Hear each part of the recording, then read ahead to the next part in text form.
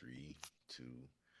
Hey, what's good, everybody? Welcome to another live session with the Hype Magazine. Today, this evening, fantastic. I haven't had an opportunity to speak with this young lady since November of 2021. You know, Black Woo! Lives Matter was going on at the time, and Yeah. this biracial boss lady with curves, curls, and sass Yep. gave. We had an amazing, amazing conversation. We're back again. Yes. Um, she's still doing her thing.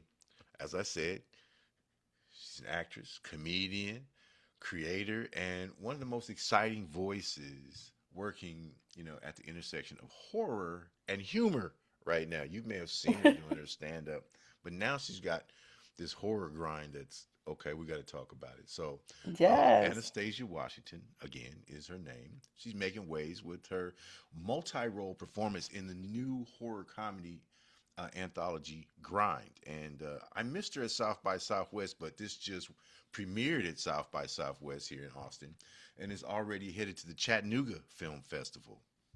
Congratulations, really exciting to Yeah. make jury selection.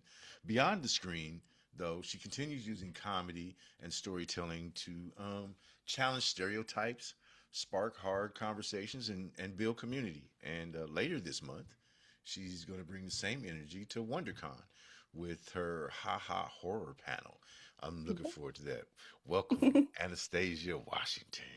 Well, thank you so much. Thanks for having me. I'm excited to have you. I know you're a busy person, and I really appreciate, you know, taking the time off camera to chat with me as well. And you know, but anyway, Absolute pleasure. so the movie Grind, Yes.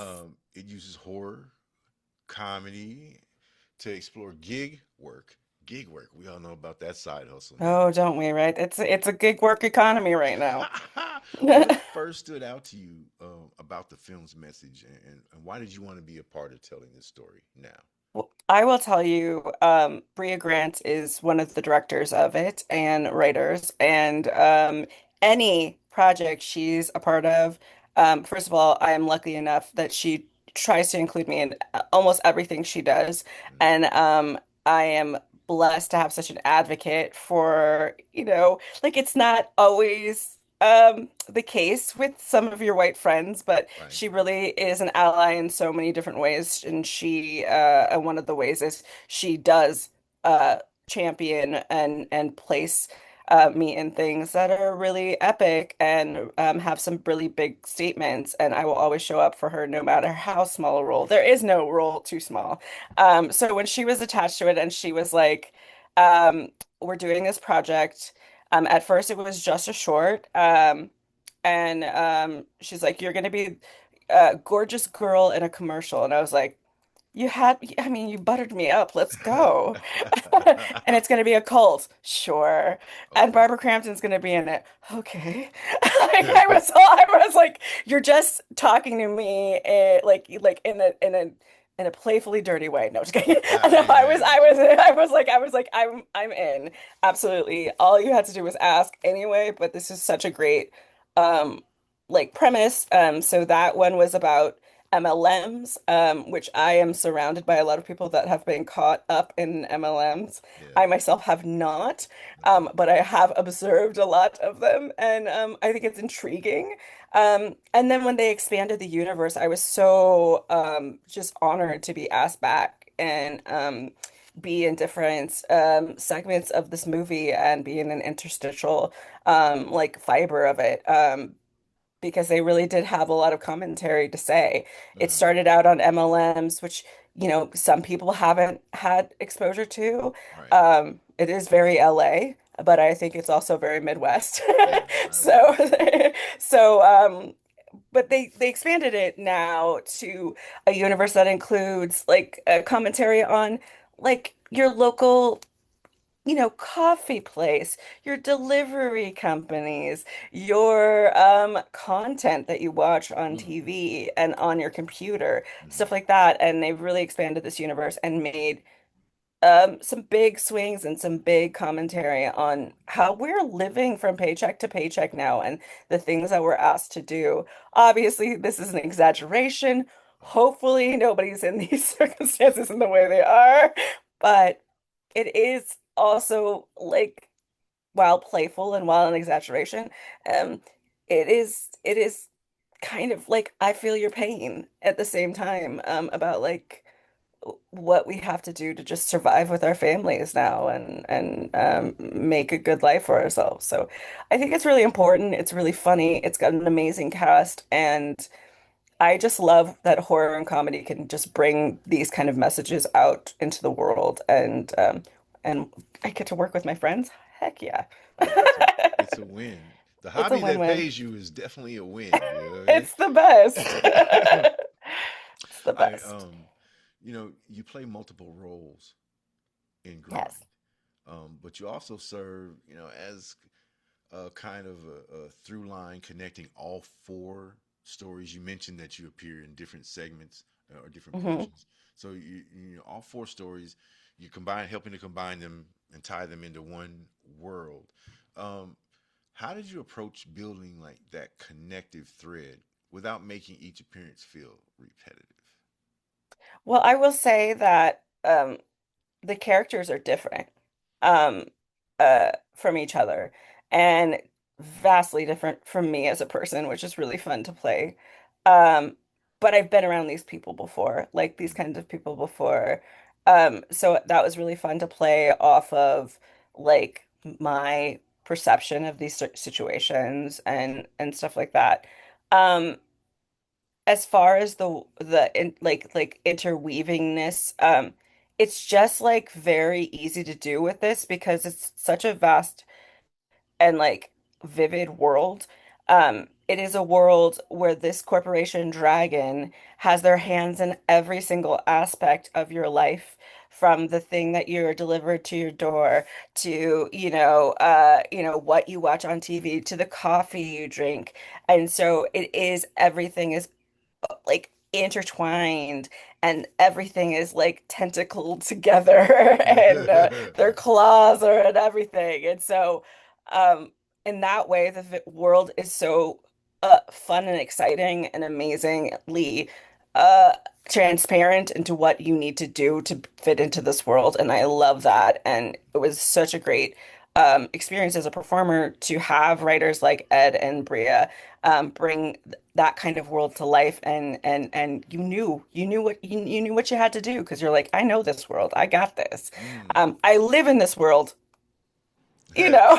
Yeah, yeah, So hopefully not to that degree, but I live in this world. yeah. So I think it was like pretty fun to play parodies or extreme circumstances of the world we currently live in. Um, and just imagine what it's like should it be taken to another level, and should you be part of the machine even more than you currently are. Yeah. So that was really cool to explore. I like the fact that, you know, I was a sufferer of bitter beer face at the end of every month before, and the hustle culture, saved me. But as you said, it's turning into like a 360 deal. If you're an Yeah. artist, it's a 360 deal. They own all of parts of your merch or whatever. Or, Yeah. you know, if you're a CVS customer, they own the pharmacy, they own the healthcare Hmm. network, they own the billing Oh company, yeah. they own you They as, do. and And it's they crazy. own the right to like even make changes. Like if you want to complain about something, or if somebody's treating you wrong in the system, who do you go to? They own the system. That They're part. not taking your complaint. They're not changing in any way. They like the way things are, and they like the way that you are in that system. So it is like very frustrating, and I feel that. I'm sure most people do. And like the majority of people are living paycheck to paycheck and part of this like system. So I don't think it's far-fetched for all of us to like really identify with a lot of the characters Hmm. and a lot of the situations, even though I hope, again, nobody is going through some of this stuff at all. At all. But That's hilarious. but you know, but So yeah. this anthology features, a strong ensemble. I mean, you've got Yes. the James Paxton, you've got Christopher Marquette, James Urbaniak and Rob Hubel. I mean, what was the energy like working in a cast where everyone is helping balance satire, horror, and social commentary? Well, I gotta say it's been a lot of fun, and even doing like the press rooms together, and being in audiences, seeing the reaction, but also being on set was super fun. Mm, I think one of the most fun things that we had, and Chris will probably not find this as fun as I did, but we were dressed up as zombies, and we were supposed to be taunting him in the movie. right. But we'd be at Crafty, me and the other girl that were playing these zombies, and he'd come in and just be like the friendliest, nicest guy, and we would just be like, "Oh, are you here to get crafty?" And he's like, "This is my neighbor. This is my neighbor." Like, it was just so fun, and everyone was just like so open and so nice, and so I don't know, it was just a really cool experience. And some of the stuff that I've never done before, like I've never had to have had like my body painted for Mm. a role, and that was really cool. Yeah, I mean, just fun. I Just fun I I stuff. couldn't imagine. Now you've done recently you did an ad. I think you were in lingerie or something of Probably. similar, That and so no, uh, having your body painted though is different than being oogled by a camera. You've got somebody actually handling you. How? Yeah, I I will mean, say it is not sexy. It's not sexy. It tickles a lot. It's very cold. But it's also very fun and right. just weird. If I remember the first time I was like splattered with blood, like Mm-hmm. it's so weird. You try not to flinch. You try to like just let them do what they need to do because they're working and they're trying to achieve a look, but you're also like, this is feelings on my body. And it's not bad. It's just like stuff that you don't do every day. And Mm. yet some people do. This is their like job. Like there's these creature actors that are so good at this kind of Oh, stuff that they're used to doing like 7 hours of makeup and doing all this stuff like that. And oh, hats off to them because I am ticklish as all heck. And I was like, I'm so sorry that I'm laughing through this whole thing, but you're painting my feet and I'm yeah, done. Like, yeah, yeah. I'm trying to be cool. But it was so fun and it's such a great way to explore character because really when you're painted to look like a creature, how are you not able to like feel that and change Uh, and like gosh, like your whole body has changed. So it's a really good assist. I think like practical effects, that's one of the things that is so great about practical effects. Obviously, we can't always do everything practical, but when you do for as a performer, it really enhances your performance and helps you get into character, like nothing else. mm, Um, and I just like am very excited every time I get to try something new like that. Like, oh, like that is an experience I haven't had. There's a movie recently that I filmed that I'll be doing the festival circuit later on where I had to have a tarantula crawl on me and I had to learn how to handle and control a tarantula. mm. Like to have it crawl on my hand, lift it up to camera, slowly take it down, and have it leave. Now, to have a spider leave you, I'm gonna tell you, it don't want to do it. It's like I'm going this direction, I'm staying, I might go in your hair. And you just gotta be cool. You gotta be like, nah, spider, we're working together. You need to go that way. And My fear factor in real life, like you know, who's gonna scream first? Me. this I wasn't really scared of the spider. I was actually more scared of like hurting it. Okay. It was like this living creature is climbing on me. We have cameras and we have people and rocks and like, wep Mm, I had a weapon okay. for this role and I was like, what if the weapon just swipes down? I was just like thinking like Final Destination style that I was gonna hurt this animal. I And want to luckily I finish did this not. interview. I don't know. It's hilarious. They're hilarious. I'm crying over here. I really, I gotta finish this interview. Hold on. Wait a minute. You got me going. Like, I love talking to you. I swear I do. Oh, that's a Um, pleasure. man, so horror and comedy both Yes. depend on timing tension, and release, right? Yeah. Um, as someone who works in both spaces, what do you think makes that blend so effective when a story is trying to say something deeper about society? I mean, I think with all performances, the more grounded you can make it and the more you can try to find something that you identify with it, the better, right? Even if you're playing a bad person, what find out why they're bad. You don't have to like really go like I get that, but you just go, okay, this is their justification of that. Mm, And with comedy, it's so hard for people to be like, I gotta be funny. Because as soon as you do that, like you've lost your timing, you've lost your moment. Um, but if you really you just base your performance in what you're saying and what you're doing and like what you're actually feeling if you were doing this, like I think the comedy just comes out and the timing comes out naturally because mm, it's not forced, it's not pushed. It's not like I gotta say it this way so that I get a laugh because everyone then goes, yeah, I'm not laughing at you. Especially especially in like BIPOC communities. They don't want to hear you go laugh. They're like, make me laugh. And right, so right. you really got to believe in what you're performing, and really step into that character. And that's when like I feel like the best performances come out.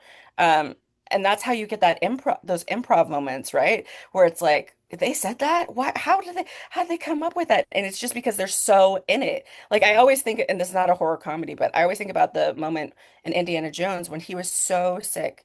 Indiana Jones, like, Harrison Ford was so sick, and this guy is doing all kinds of weaponry work, and he's coming at him with swords and whatever, and he just pulls out his pistol and shoots him, and the guy falls to the ground.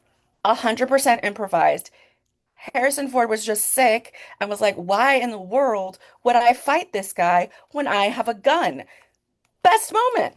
Best I, moment. I didn't know that It's was improv. insane. Yeah, that's insane. And the best also part of that is that the other guy just felt like I see what you're doing and reacted and really just like was in it so much that it made a whole scene play out that was not planned. Like he Wow. fell just like he would have if he got shot, but he didn't know he was going to Right. be shot. Uh-huh. And I think that's great. Yeah. Like being so connected and so willing to play and so in it, and so willing to be present in what you are doing at the time. I think that's when you find true horror and that's when you find true comedy and this Wow. true timing of things Wow. because otherwise you're just reading a script, right? Right. Yeah, just reading words on a paper. Yeah. That's crazy. So this you ignited the question in me that's not on the script. Method acting and what is I don't know what Oh. I forgot what the other one is. Can you help us as lay people kind of understand the difference a little bit? Yeah, so like I'm not a method actor. I have studied method acting. I commend people if that's your way. But I was a child actor. So for me, I think I came about it from a different way, right? Like to me, when the scene ends, when they say cut, I'm myself again. And I am happy-go-lucky and like supporting my cast and my crew and whatever. Um, a lot of method actors have to stay in character for a Mm, very long time.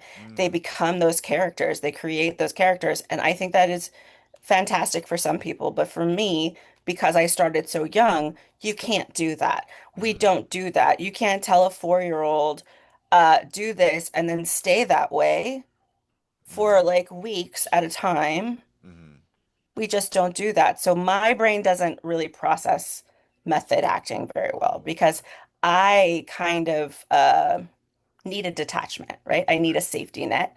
I Mm, need I need time off, right? oh, And some okay. people don't. Some people need to step in completely to that character, um, and just like really take it off. And I was at a school for like a year, with method acting when I was really young and trying to see if it was for me. And it was really hard because if you had a bad scene or you had a bad moment on stage, uh, it would stay with you really a long time, or at least for me.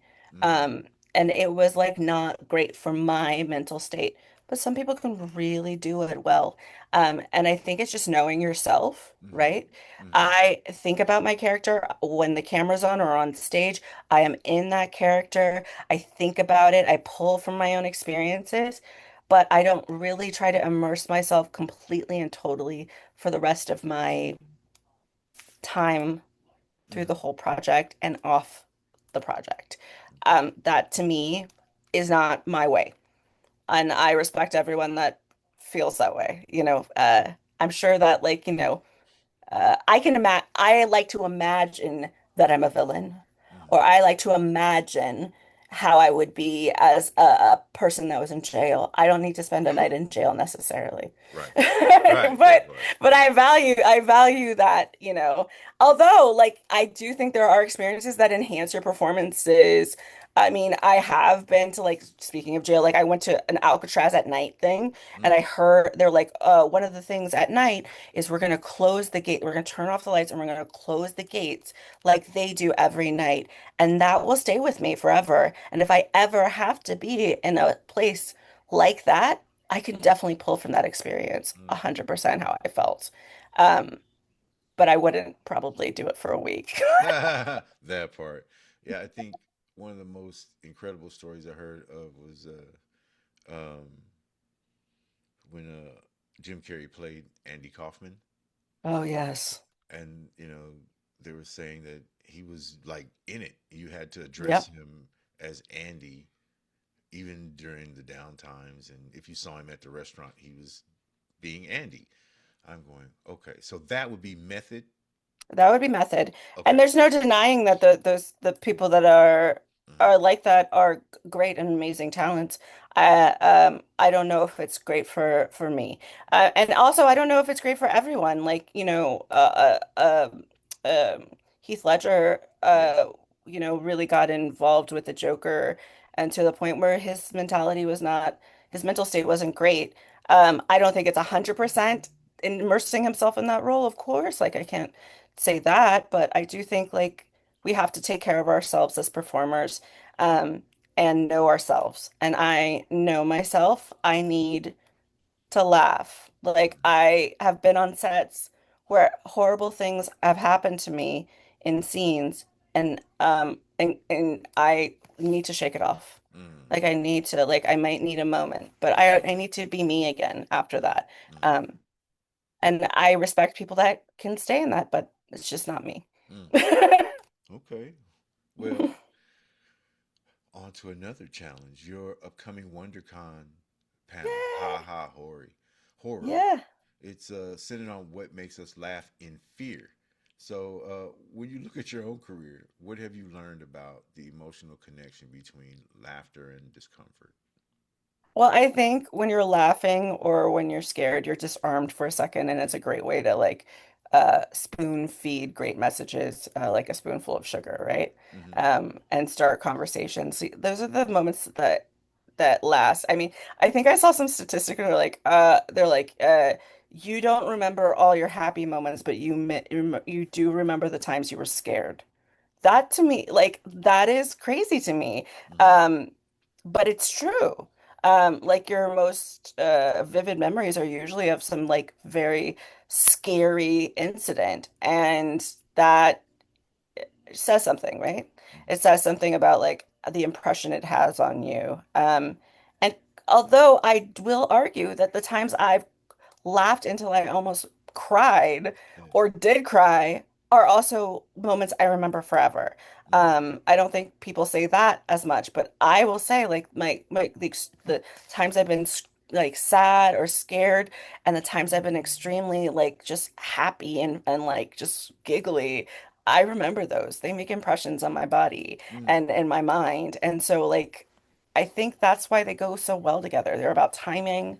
They're about making impressions on your soul, and about lasting imagery. And like I'll always remember, you know, Pet Cemetery with the little kid slicing the Yeah. ankle Yeah. for eternity. But Yeah. I will also always remember Blazing Saddles when he says, "Let me pull this thing out." I, Hmm. and I will still have a visceral reaction. Like I could not. So those are lasting memories, Yeah. and they could not be more different, right? Right. But gosh, did they put like completely like become part of my soul. Blazing Saddles. You know, I hadn't thought about that one in a long time. Oh, I just did a rewatch. Mm. Blazing Still funny. Saddles and History of the World Part Yeah, 1. yeah, yeah. Oh Oh my God, they're God. hilarious. Yeah, The yeah. best, the greatest, the goats. I love it. I love it. Yeah, Great same. times. Uh, was that Levon Little? That Yes, in Blazing Cleavon Saddles. Little in Blazing Saddles. Yeah, in Blazing Yeah. Saddles, and then Richard Pryor was in Richard Pryor. History, Yeah. which I love Richard Pryor. Like he growing up, like he was one of my comedy influences. My dad would, Mm. it was like Richard Pryor, Eddie Murphy, George Carlin. Like he would like have the specials on and have the albums on, and just such great memories of that. And they're definitely the greats in my mind that made me think I would be funny. Oh, you had the cool dad. I had to sneak and listen to the albums. You know, Richard Pryor's "Is It Something I Said" when they Oh had yeah. him tied to the stake and get ready to Hmm. burn him. I had to. I discovered headphones because I would sneak on my mom's stereo and put on the Richard Pryor records and the Red Fox records and things like that. Oh yeah. No, my dad was like there were certain things he was so strict about. Like I was never allowed to watch The Simpsons, but I could vividly remember Chevy Chase and Richard Pryor doing the scene about word associations. Yeah, In my dad's mind, certain things were like important, right. important delivery, important time periods, Hmm. but to my dad, like The Simpsons represented like disrespect and like probably just weird white people stuff. And so he was Yeah. like, nah. Mm. So I was allowed to watch a lot of stuff because I did grow up on sets, and so I knew things weren't real. Necessarily. And I also always had an open dialogue with my parents. But if he thought I didn't understand something, he'd be like, "You have to write a report on it." I'd be like, "Oh, come All on." right. Cool points. Cool points just got deducted. Right? Oh gosh, I can deduct some cool points. Don't worry. Oh, hilarious, hilarious. You've been really intentional about using your platform to address difficult subjects like police brutality, eating disorders, and colorism. Which, if you're not wearing a uniform, it is so difficult to make people understand the internal caste system Yeah. within our race, and you've done it with humor and honesty. How do you decide when comedy is the right entry point uh, for conversations that are often painful or polarizing? Well, I tend to like always kind of lean on comedy. Um, and empathy, right? So like I will try with comedy first because I think it's the easiest way to talk to people. It's the most fun way to talk to people. If people are disarmed by comedy, they can talk uh just more freely. Even like I've done like chocolate sundaes, which is a tough room. Hmm. Um uh and what I've learned every time I've done it is to not make the audience upset by my presence, right? Mm, There's obviously I'm light skinned, right? And when I walk into a room, white people don't understand anything. They don't understand I'm mixed. They know something's up in their opinion. What am I? But black people know. I'm like one of their cousins. I'm right. like their sister, their mom, their what it happens. Like light Hmm. skin happens. I need to do a shirt like that. Light skin happens, Right, right, right? right, right. And so I have to acknowledge immediately that this is the way it is. And I have to not put people in an automatic defense because of some colonial system that we Right, had no choice in, but is embedded in our very DNA. right. So the biggest thing I can do is not make fun of myself necessarily, and not make fun of them and make them defensive, and not make my fun of me and make my whole legacy and my whole existence a joke, but to be like, we're in this together. Like I am like one of you. Like I am like your grandma. I'm like, I'm like your light-skinned grandma, your auntie, and be like, yeah, yeah, I know. Yeah, thank you, founding fathers. Yeah. Immediately just being like, yeah, we're in this together. And I think that is comedy and empathy, and how I try to do it. It was a hard lesson for me to learn. I would go in places and I would just like be like, please love me, please like me. And automatically, darker skinned people would make a judgment on me. They would either love me and understand that what I went through is very similar to what they go through on Right. the other end of the spectrum, Right. or they would not acknowledge my existence and be so angry at me.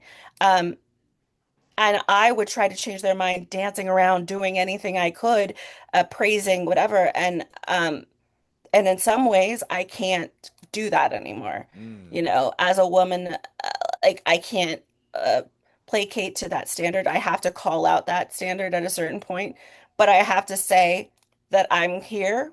I'm in it with you. We're in this together. Even if you don't have my back right now because of things that you're going through, I got your back. I will say your name in rooms. I will point out like anything that happens to you that's wrong. Does it hurt me? Absolutely. If it happens and I'm in control of it, I've done shows where people make jokes about it. Mm. And I say, listen, we don't make jokes like that on my shows because it divides us as a people. Mm. And I don't do divisive humor. Right. If you want to talk about that white man in the corner, absolutely go for it, dude. But you're not dividing my community, and you're not giving them any more power than they already have. Not on my show, Mm. not in my script. Mm. And I can't do that in the world, Right. unfortunately, but I Right. can do that on my platform. And I can go do better. We can do better. Like we Right. can do better jokes. And I've gotten in arguments with comedians, and they've been like, well, they think it's funny. Other mixed people think it's funny. I'm like, to your face. And then they go home and cry. And that's why people are alone, crying and not telling their truths. I'm gonna tell you my truth. I'm gonna love you still. I'm gonna have your back, but not on my watch. Are you saying stuff like that that's gonna divide us and make us go back to their colonial ideals? We're fighting a battle right now. Yeah. Yeah. Yeah. And we're finding, I mean, it's more glaringly obvious. As a fellow light bright, I grew up, Yeah. you know what I mean? Um, it's even more glaringly obvious who is still suffering from the chains and images of psychological Hmm. slavery. You know, 100%. And I think 100%. I grew up with Black Panther ideals, right? Right.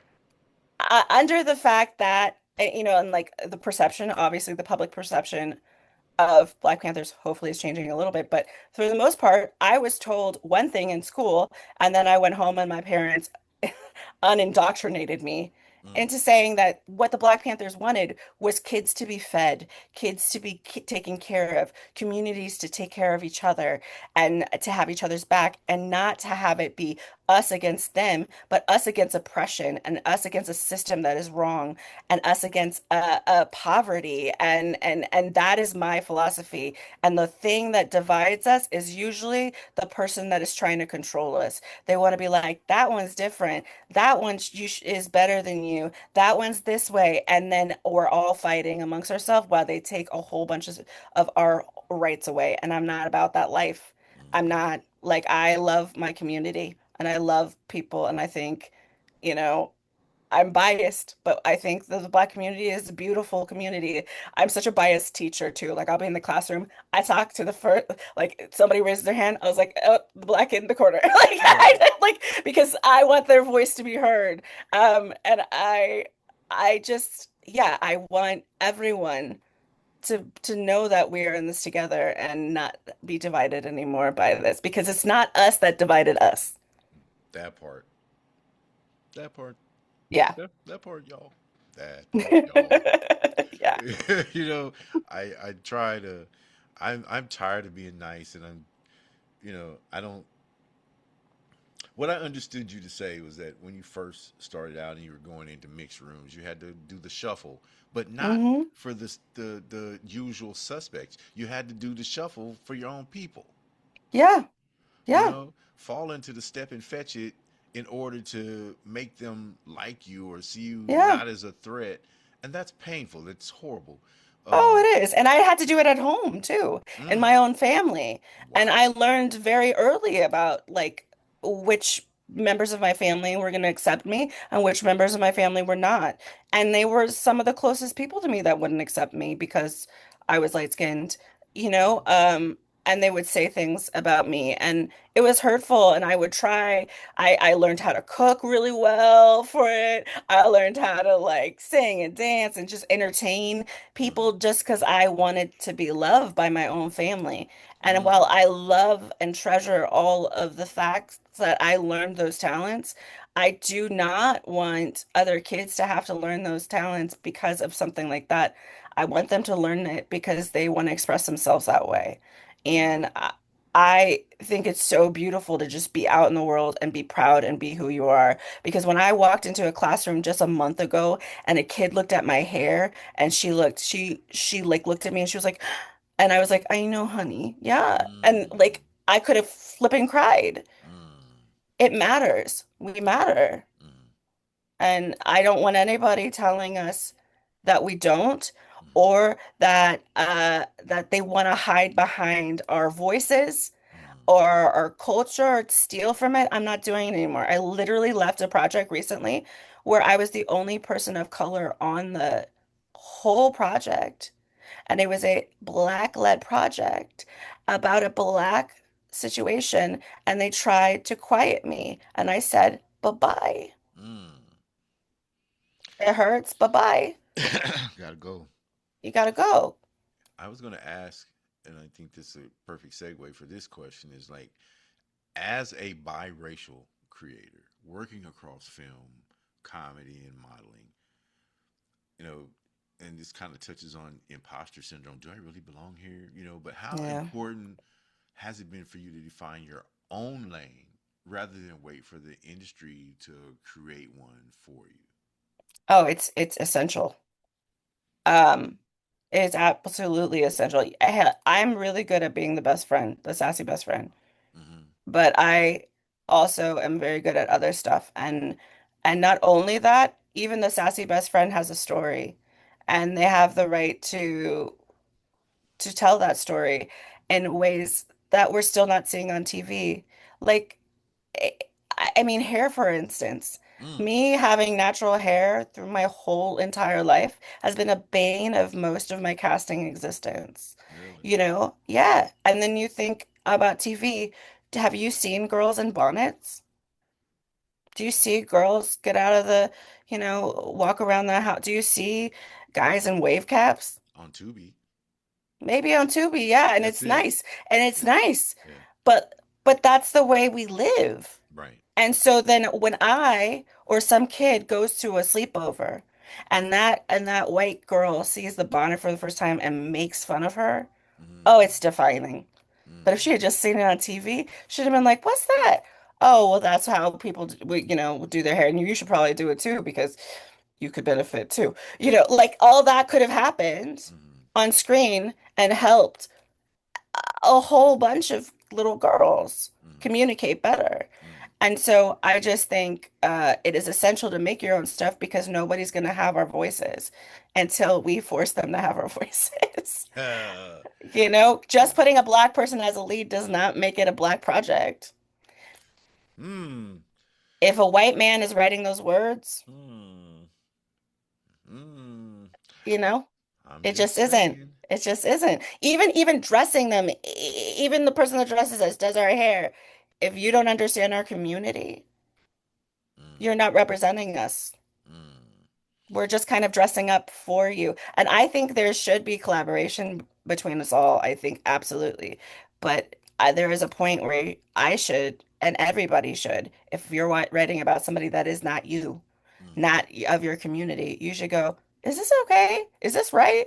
Do mm, you blah, blah, blah? Like ask. Yeah, cultural competency. You got to have it Yeah. when you're representing something that might go out to millions, if it's a theater Yeah, product or something like that, like because people believe what they see on social media and they they believe do. what they see on screen.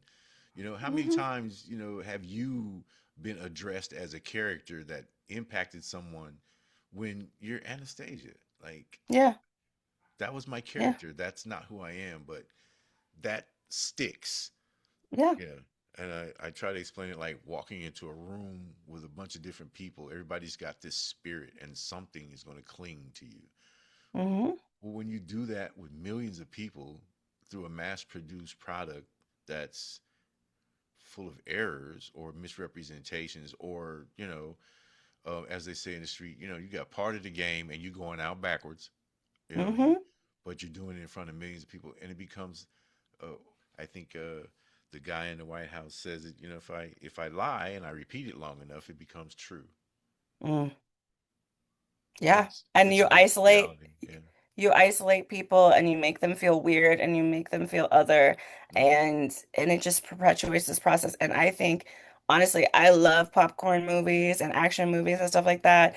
Absolutely, but I do think it is our job as media, as creators, as artists to make change and to really speak for people that don't have that voice. And also to speak for ourselves when we probably didn't have a voice, because there were times that I did not feel like I could say the same things that I will say now. Because I would be like, oh, somebody's gonna get mad at me because I'm light skinned. I can't do it. I can't. I listen. I didn't go. Hey, you want to be Mm. this way? I didn't check that box. I Right. just was born, and Right. I love my community. Would you rather me not love my community? Because some people they act like that. I shouldn't claim this. I shouldn't claim that. But I am that, and I love my communities, and I'm gonna be part of those communities. I'm gonna have your back. And I think that's much better than me denying it. I hate when people just do this thing where like, oh, passing. You could pass. Have you read this book about passing? Passing. Why would I do that? Mm. Why? Why would I Mm. want to not be myself? Why would I want to hide this? First of all, it never turns out good. Hello, showboat. No, thank Exactly. you. You I feel me? don't want that for me, right? Yeah. And second of all, I love who I am and I love my community. And why wouldn't I want to be a part of it? And Mm. why wouldn't you want me to be a part of it? Absolutely. Another display, a manifestation right here on our live sessions of our women being the backbone of our community and having bigger balls than many men to stand up and be counted and hold others accountable and say, Yeah. you know what, no more. If we need a woman president. We do. But I also have to say Go that I ahead. have to say to the black man out there, I know it's hard. Mm, I do. And I mm, do know why there's defenses up. I think about my dad and all the stuff he went through, and I know certain stuff that he said to me was not in most people's ways kind, mm, but I understand it now and I get it. And I think, wow, like he was trying to protect me. Like a lot of people from certain generations put us down to try to make us uh like comply with this standard and just be like excellent and be hard on us, but also like not make us too big so that we are known and attacked and God, what a confusion mm. to try to protect your babies in this world. So I understand that comes from love. Right. And I also understand how it is to go outside and feel fear with Mm-hmm, everything you say and mm-hmm, do mm-hmm, and try to provide and try to be there for people. I think that black men have it real rough, and I see it. I want to support you. I love you. And like, especially the ones that are out there being fathers, like, oh my gosh, the same way with black women, especially the ones that are being mothers. Oh my gosh, like, I got you. Because, like, wow, mm, what a world to mm. bring life into and to have to protect and culture and try to give everything they need and dream of. Ugh, Yeah. just ugh, Yeah. I'm a you know? father of six, grandfather of 15, and it Wow. is a confusing thing. First of all, I don't Mhm. like kids because they confusing. You seem to like them. Making them. Yeah, Um, that's fair. raising, you know, That can be quite raising fun. raising is, it's a great joy, but it is confusing. And I just to, go back to what you said, it's confusing as a parent. You want them to be able to fit in and survive, but you Hmm. also want them to be okay with knowing that they're great and can Yeah. achieve.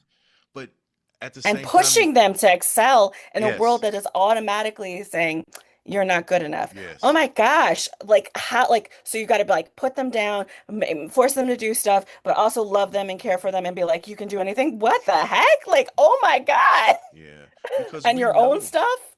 You're walking around with your own stuff. Right.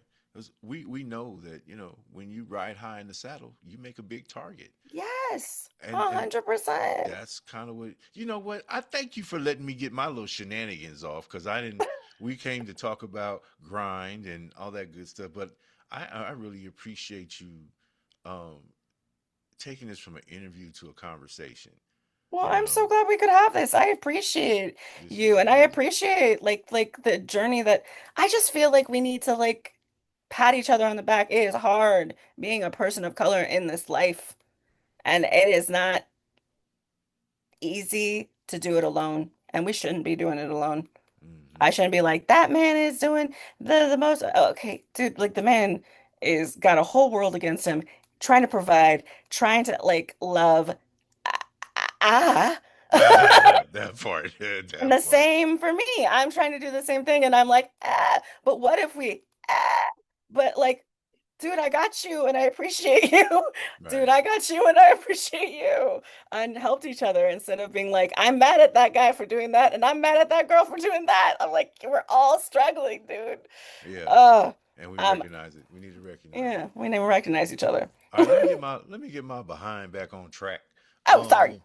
No, it's not your fault. It's my fault, because I'm just like, I have her here for this short time, and I just want to get all the juice out the steak, so to speak.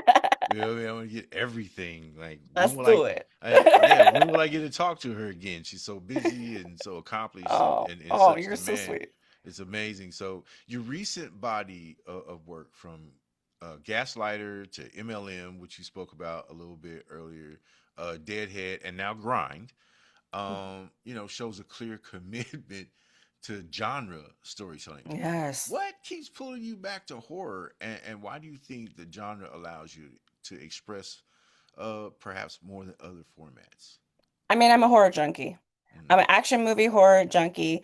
It drives my niece crazy. She wants me to watch The Notebook. I refuse. But I want her to love my horror and my action movies. So mm, I'm the same way, but most of the women in my family are horror junkies. My mom was a horror junkie. My dad would not watch a horror movie unless he was tricked. He was literally tricked into watching Jaws by my mom telling him it was a documentary, and it is not. So like we love horror in my family. The women in my family love horror. Okay, we just love it. We love true crime, we love horror, and we love raunchy comedies and action films. You know what I mean? I can't do it. I just can't stay on track. Oh God. My Oh, mom though, my mom though, that is hilarious, because I recall my father going to, he was a real serious guy, and to sit down and watch something like Jaws or whatever. mm, You know, it was not let's gonna let's happen. rewatch the entire, Kunta Kinte series. Let's Oh my watch gosh. all of that. You know what I mean? My mom just watched Roots by herself last week. I was Ooh. like, have fun. Yeah, that I no was need to hear about Toby. that part. I came up. I was in elementary school when I'm going. Oh It was. yeah, I no, they just showed say it to us there too, it was. a We lot. we we had problems, because Especially with Reading Rainbow being the lead. come on, LeVar Burton, buddy. It's like, this is confusing. He just read me a book. I'm sad Oh, now. it's crazy. Um, talk about leadership. You've built a community beyond your own performance, from your horror filmmaking community to your monthly comedy show, comedy for nice people. Um, Yeah. how important is community building to your long-term vision as a creator? Oh my gosh, it's like definitely like in my mission statement as a person, in life. I think that one of the things that is very important to me is to turn around and help somebody else as I'm walking up the stairs. And hopefully there's a hand up there too. Yeah, You yeah, know, yeah, yeah. but I'm not leaving the hand behind. And I think comedy has been really hard to build a community with, but um, I think because there's still that idea that there's only one spot. Mm, Um, there's only one mixed spot. There's only one black spot. There's only one woman spot on this, mm, like, and I just refuse. So that it's been harder, but Comedy for Nice People is been a really great exercise and supporting each other and bringing up comics that believe in that same philosophy and deserve a stage. Um, Horror community, I gotta say, they horror people are the nicest people. mm, And I think once you know a horror person and know a horror creator, you got somebody that is gonna hold a boom mic, that's gonna read your script, it's gonna give you notes, and ask you what kind of notes do you need? Like, you know, uh, just like we'll say your name and rooms that need, like be like, yeah, I know this person, this person, this person, and that is so cool. mm, mm, But a lot of us don't know that, and a lot of us are like alone creating, and it can feel isolating and daunting. And I think when you know that you can lean on people and that people have your back, it's really special. I'm not the greatest at asking for help, but I am great at helping mm. and Awesome. helping people find help. Yeah. We'll work on the other thing. We're doing it in therapy. We'll see. There you go. Look, I'm in therapy too. Shit works. You just got to go through Yeah. things in step stages and degrees. Oh my I just, gosh. I just took apart my whole bed and did it all by myself and put it out on the curb and then built my whole bed. Like I had my head against the headrest while I was screwing other stuff because I didn't have a second person. right. Everyone's like, ask for help. I was like, oh yeah. Live experiences. It's, this made my day. It's been Oh, a long, excruciating day of oh, I'm sorry. explaining mundane things to people who have zero comprehension and I to hear that. have the opportunity to have a full conversation, and be allowed to, like I said, go off track. You have been very gracious. I really appreciate you because It's been I'd such a have you great on here for like conversation. 10 hours, trust me. Oh, But speaking of support, I want to take this before my final question. Just take this opportunity to, now I got your number. And that means you got mine, right? yes. So, as the editor in chief of the Hype magazine, I am saying whatever message you need to get out, hit me directly, and I Oh, got you. Simple. thank you. That means so much to Yeah, me. you I don't have to. appreciate that. You don't have to go. You're at the top of Jacob's ladder. You're at the sanctum sanctorum, Love and it. here I am as the high priest. I got you. We are gonna bless whatever you want to, because I really love your mission. I Thank you. love your outlook, and I'm frustrated, irritated, and pissed off too. And Yeah. yeah, y'all might not like it, but it's my show. I can say what I want to, and I'm not Hmm. FCC controlled. So, Mm-mm. and I'm not afraid Exactly. at all. So, to just recap, kind of, with Grind premiering at South by Southwest, another festival selection already announced, and Yes. your WonderCon panel ahead. Uh, And we're also going to NOLA. Woo oh, woo. shucky ducky, go and bring me back a beignet. Just Oh go. yeah. Well, I'll try not to eat it, but Hey, put mine in a the put mine in thought a is box. there. FedEx The works. thought is Yeah, there. the thought is there. Okay, I'll take it. I'll take it. I'll think So, about it. what does this season represent for you personally and professionally with all these developments? And what do you hope audiences take away from this particular chapter of your work, knowing that it's going to continue to change, elevate, and grow? I just think I've found that speaking up and just being out, Yeah, I think I've found the time to speak out now. Like, I think it takes a while for a lot of us to get that. Like, and we speak out in little ways and now, but like now I just don't shut up anymore. And I don't yell, I don't scream. I'm very calm. It might be even more freaky to people, but I'm just gonna tell you like it is. I'm probably not gonna hold any grudges. I'm really forgiving, but if you cross a line with me and you cross I'm gonna make you probably die in a movie that I wrote, or I'm going to tell you that that line is crossed, and I think that is the right of everybody to be kind and loving, but also to be like, you can't repeatedly do said thing to me. Um, and I think that's important, to step into your own and just be like, I love you, I care about you, I want you in my life, but if you do this, I cannot. And I think that goes with your creativity too. I can be like, I love it. I want to be part of this genre. But that one ain't it. Like for That me. part. And that's fine. That's fine. And know that there's going to be more. And know that there's going to be another better alignment for me. And be very happy that that was an alignment for somebody else. Because we all deserve our time and space. And hopefully, we're all there for each other during it. So I Okay. think that's what I'm taking away. It's like I'm not going to shut up, please and thank you. Please and thank you. Now, is there anything you wanted to cover that I may have neglected? No, I think you covered it all. I'm just super excited to be on this festival circuit, especially seeing a lot of the South that I didn't get to see. Well, actually, New Orleans is very familiar to me. My mom's from New Orleans. Hmm. I'm very familiar, but I always am very excited to go back to like my second home, and just being among my people. So I'm very excited to be there with the horror community too. Oh, it's gonna be so fun. So dope. All right. Anastasia Washington, you've seen her in these high end ads, you've seen her on stage, you've seen her on screen, film. You know, she's a creator, a comedian, a leader, an advocate, and this is not a colorism joke. I'm gonna say it like this: a bright lighthouse on the beach for ships that are navigating in dark waters at night trying to avoid the coral reef.